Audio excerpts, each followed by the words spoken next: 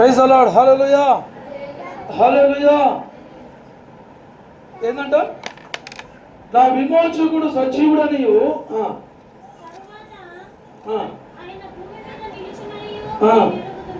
దేవునికి స్తోత్రం. హల్లెలూయా. అదే 18 కీర్తన 46 వచనం.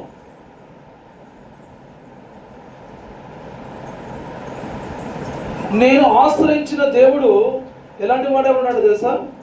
యెహోవా జీవం గలవాడు, నా ఆశ్రయ దుర్గమయ్యవాడు, స్తోత్రార్హుడు, నా రక్షణకర్త అయిన దేవుడు బహుగా స్తుతి నందును గాక.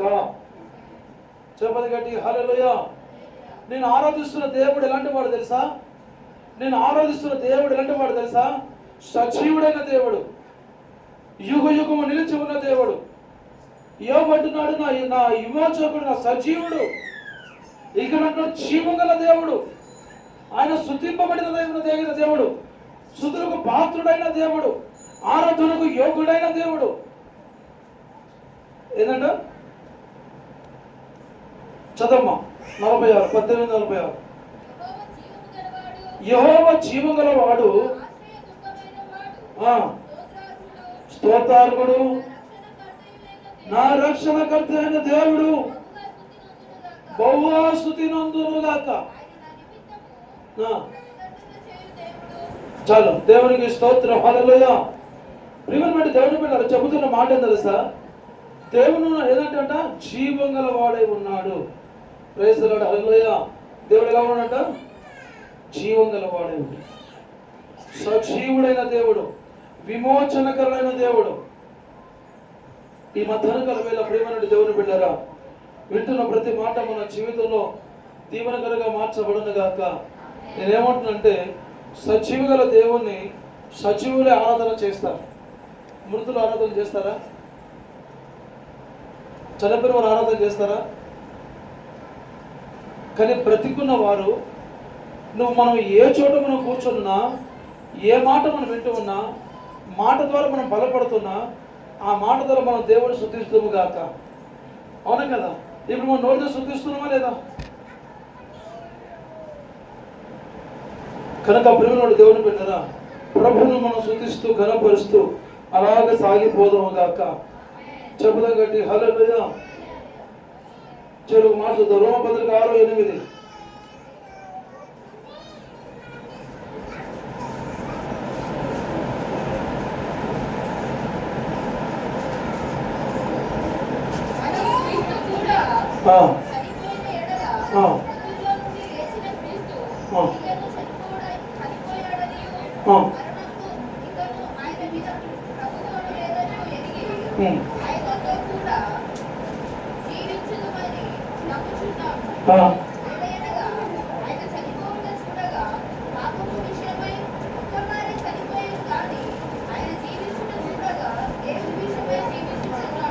ఆమేన్. హల్లెలూయా.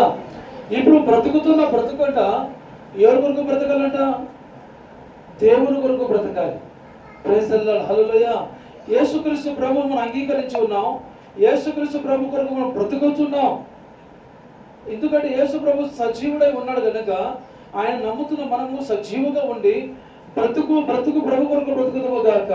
అందుకే అపోస్తలుడు పౌలు అంటాడు, బ్రతుకుతా క్రీస్తే చావైనా నేను ప్రభు కొరకే బ్రతుకుతాను. అంతే, నేను బ్రతుకున్నదంతా ప్రభు కొరకే. నేను ప్రభు కొరకే బ్రతుకుతాను. నాకు ఇంకా ఏమీ అవసరం లేదు. నేను ప్రభు కొరకే బ్రతుకుతాను. ఒక నిశ్చయించడం, ఒక నిశ్చయముగా ఆలోచన. కనుక ప్రియమైన దేవుని పిల్లరా, ఈ మధ్యాహ్నం వేళ వింటున్న మన జీవితంలో ప్రభు ఆశీర్వదించును గాక. ఇంకో మన గలతీ పత్రిక 2:20 వచనం. నేను క్రీస్తుతో కూడా సిలువబడి ఉన్నాను, ఇంకను జీవించబడను నేను కాను, క్రీస్తు నా యందు జీవించుచున్నాడు. నేను ఎప్పుడు శరీరం ముందు జీవించను, జీవితమంతా నన్ను ప్రేమించి నా కొరకు తాను తను అప్పగించుకున్న దేవుని కుమారునితో విశ్వాసమున జీవించుచున్నాను. Praise the lord. హల్లెలూయా.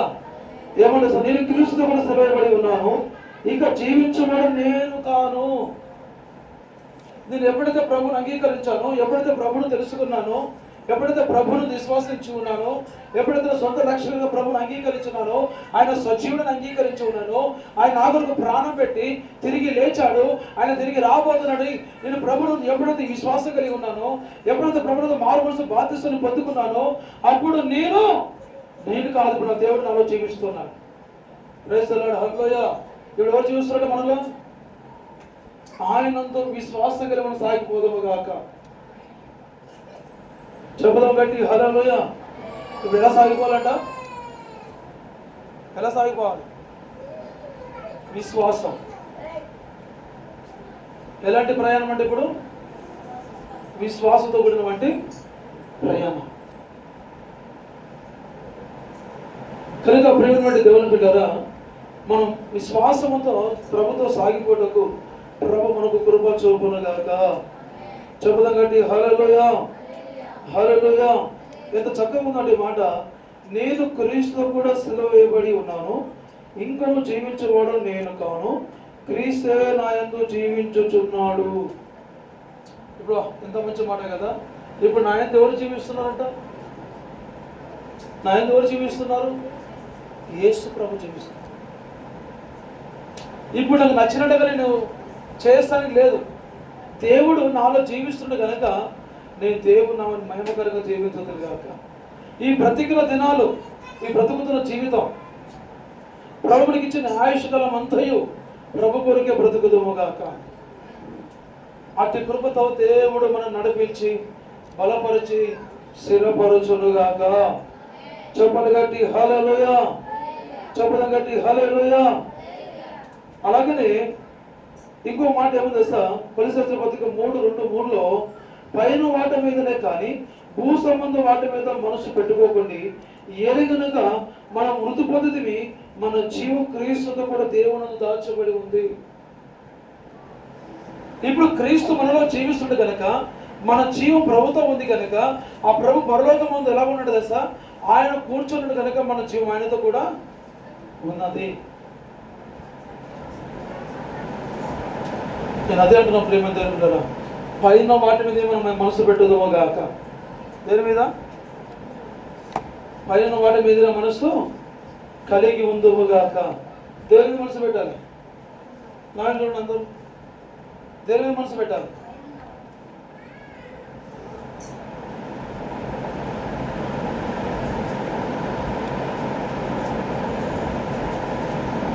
మోషే ఎప్పుడైతే కొండ వైపు చూశాడో తన జీవితమే మారిపోయింది.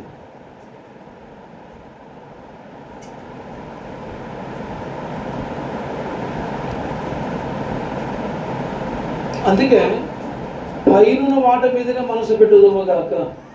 దేని మనసు పెట్టాలి మనం? పైన వాటి మీదనే మనసు పెట్టుదాము కాక. పైన వాటి మీదే మనసు మనం పెడితే దేవుడు మనల్ని ఆశీర్వదించునుగాక. అట్టి కృపతో దేవుడు మనల్ని బలపరుచునుగాక.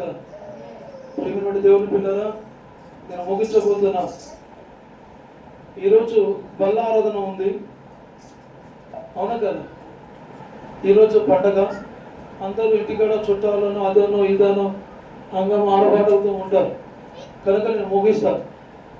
మీరందరూ కూడా ప్రభులో సజీవుడైన దేవుని ఆరాధిస్తున్నాం, సజీవుల దేవుని నమ్ముకొని